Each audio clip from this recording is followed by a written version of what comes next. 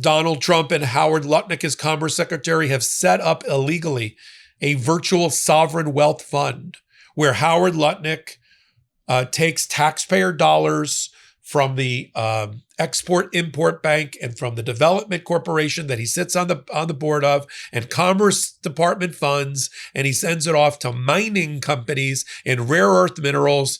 Now that he's also, I'm sure, counseled Donald Trump's sons to get into the mining business. You think it's a coincidence that Donald Trump's sons this time around are heavy into rare earth minerals, while the policies related to rare earth minerals and mining and the money and public dollars, billions of it, is under the control of their father or the Commerce Secretary? Is it any coincidence that the number one financial services company that is benefiting from Donald Trump's rare earth mining policies and his son's companies is a company called Cantor Fitzgerald that Howard Lutnick ran as a family office and is now being run by his two sons, and they're making all the fees. So all the equity and profit is being made by the Trump sons, and all the fees and investment banking fees and underwriting fees and placement fees are being made by Cantor Fitzgerald as I almost said Daddy Warbucks. Daddy Lutnick controls where all the money goes. I break it down for you the best way I know how, honestly, on the Intersection podcast. Here's a clip. Let me explain how people in the brokerage business, what we call in the States brokering, and what they call in the UK broking, how they make money and how they don't. And you'll see the through line between Lutnick and Donald Trump. Brokerages like Cantor Fitzgerald, yeah, they got an investment bank buried somewhere inside there, but they're really, in their DNA, they're brokers. They make money on the buy and the sell. They make fees for when they're not doing the underwriting or bringing something to market or finding the money through their investment bank. What they're really doing is on the buy and the sell, they're getting a VIG. They're getting a piece. And the more buy and sell, the more volatility, the more velocity, the more money they make. They don't put up their own money. They don't take equity stakes. They make the money on the VIG, on the velocity, on the instability of the marketplace. So for them, when everybody's losing their head and buy, sell, short, whatever, and entering into all these different investment contracts, who's making the money regardless of what happens to that investment? The broker, right? That's why when Donald Trump got into the cryptocurrency business, he got into it not from speculating on buying and selling. He made a coin. Isn't that adorable? He made a meme coin with his face on it. Oh, but he also had a platform called World Liberty Finance. And World Liberty Finance, owned by the Trump sons and Barron Trump and Steve Witkoff, who's the foreign envoy who doesn't know what the F he's doing in Iran, Donald Trump's golf buddy. They all own it together with their sons, along with a couple of guys that went to prison. I am not making this up. And that is a platform that sets the trading schedule and provides the liquidity for the buy and sell between two other people and takes a commission as a result. That's why Donald Trump didn't care what happened to the value of his coin or Melania's coin or this coin or that coin, because he was the broker. That's why he's so close to Howard Lutnick, because that's how Howard Lutnick made all of his money, through broking. Some people are probably writing in the chat right now. I just can't check it. You know who's going broking? The American people. Correct. So let's talk about what I think. Now, let me do my confessional. We should just have a pop-up for when I have to talk about when I worked at Cantor Fitzgerald. Boop. Okay. 5 years ago, for about 5 years, I worked at Cantor Fitzgerald. I was their global head of litigation. Yes, I worked under Howard Lutnick. Okay. He was a different Howard Lutnick then. Won't go into the details. I would not have worked for the current Howard Lutnick. I'll just leave it at that. And no, I did not know about the Epstein connections at the time. And if I did, I couldn't tell you, but I don't. But I don't. So we got that going on. So whatever I'm telling you now is not because I got insider knowledge, because my insider knowledge is stale anyway. And I don't talk to people there about these kind of things. Okay. I'm pretty sure this is what happened, though, based on my observations. Picture a blackboard and a coach talking about Oh, let's just say like a heist movie, like Ocean's 11, where they got the, the graph and the chart and the, okay, all right. Hear me out.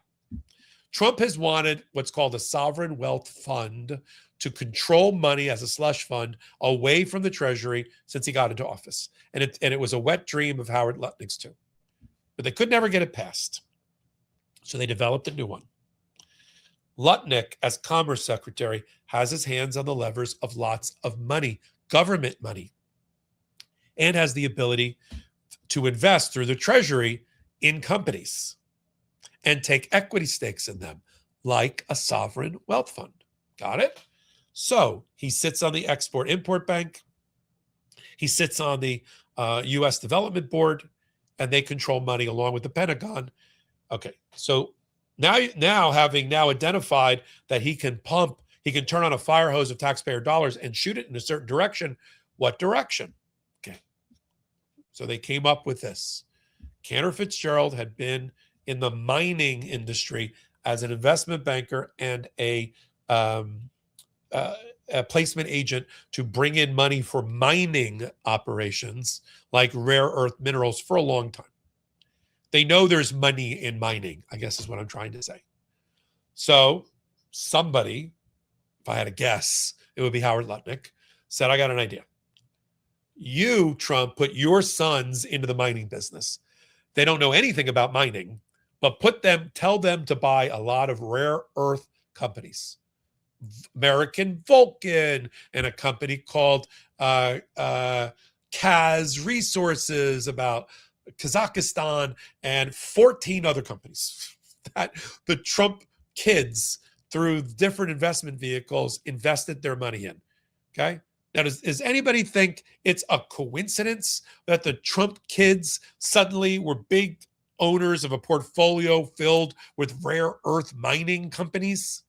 Of all the things they could have invested in, the thing that Cantor Fitzgerald is good at finding money related to, and the thing that the father of Cantor Fitzgerald, Howard Lutnick, can direct money to? No. So somebody said, you Trump sons, you go into the mining business.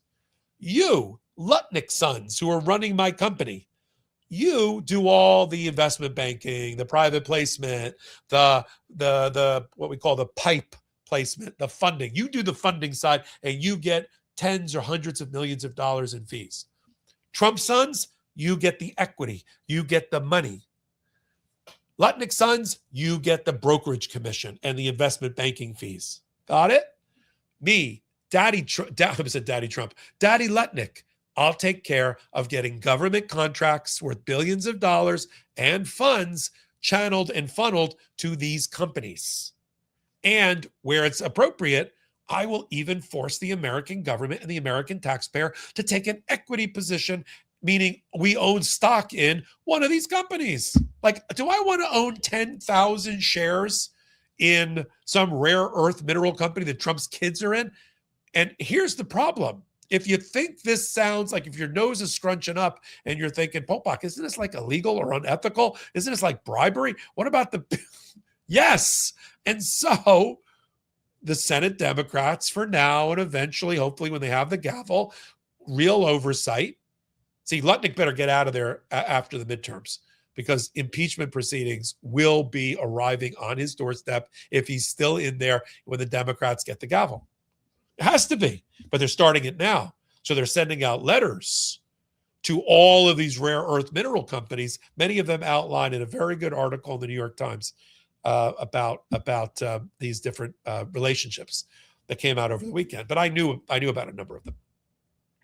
So Elizabeth Warren and Senator Wyden and others, Zoffler and others, sent a letter to one of the sons of Cantor Fitzgerald, demanding to know, and reminding them that their father may be subject to bribery investigations.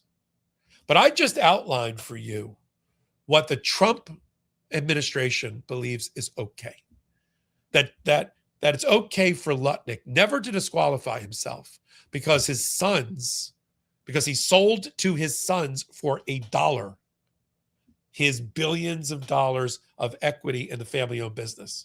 Does anybody believe that as soon as this gig is over at effing America, that he's not going to go back to some version of Cantor Fitzgerald and kick his sons out of the corner office and take it back over?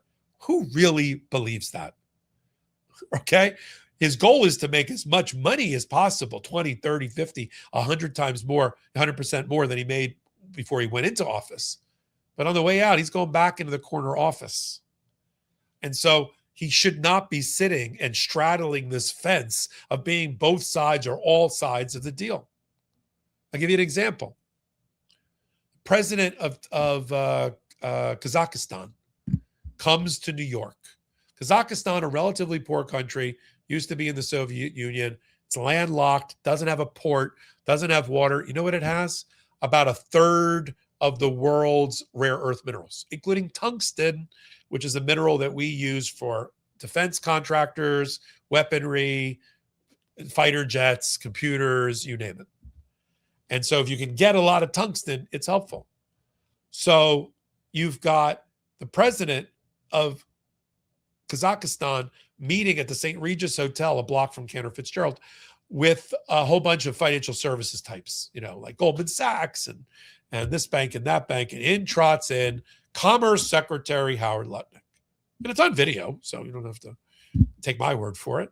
He says, we can do business together. Out loud. We could all profit from this. That's my Howard Lutnick impression. We could all profit from this together. Not together. My family business across the street and Trump's sons in Trump Tower. And there may be something left over for the Kazaki people. I'm not sure. Over your tungsten. So I just mapped out for you a pretty likely scenario of how they've gotten around not being able to build a sovereign wealth fund by building effectively a virtual sovereign wealth fund to benefit the families of the Trumps and the Lutnicks and those around them. And that all comes from using other people's money, getting a VIG. That all comes from that's not a real estate developer's mind like Trump. That's a broker's mind like Howard Lutnick, who grew up in that business from his 20s, took over the company in his 30s, and there we have it. See, in real estate development, you get paid differently, okay? You use other people's money, including banks. You hope that the market holds when you bring your project to market. You take out a series of bridge loans. You put very little of your own money in. You try to sell out whatever you're building early, and bring it to market online, hoping that the real estate market at that given moment hasn't crashed, and you make the delta. You buy the property for $100 million. You put up, you do construction cost of $200 million. That's $300 million, and you hopefully sell out at $1 billion, and you make the difference after you pay out real estate broker fees, advertising fees, carry costs. That's how you make money in real estate development, right? And then, some amenities that you build in there. Maybe you keep a condo, like a commercial condo for stores. You sell that out. But you make, $500 million on a project that I just described. That's not brokerage. That's not making the VIG on every sale of somebody else. And that's the thing that's been missing in the reporting. And where I think I bring value. I hope I bring value. Welcome back. I sit at the intersection of law and politics, so you don't have to every Wednesday and Saturday on the Midas Touch Network on Legal AF. But on the intersection, I ride solo. Tuesday nights, 8 p.m. Eastern Time, Midas Touch. It's live. I take questions. I give answers. And we need help by doing audio downloads of the intersection. And early voting has started here too on Legal AF. Take a minute, hit the free subscribe button. Oh, that's all we need. To get to 2 million subscribers before the election. With your help, we're going to get there. Until my next report, I'm Michael Popok. Can't get your fill of Legal AF? Me neither. That's why we formed the Legal AF Substack.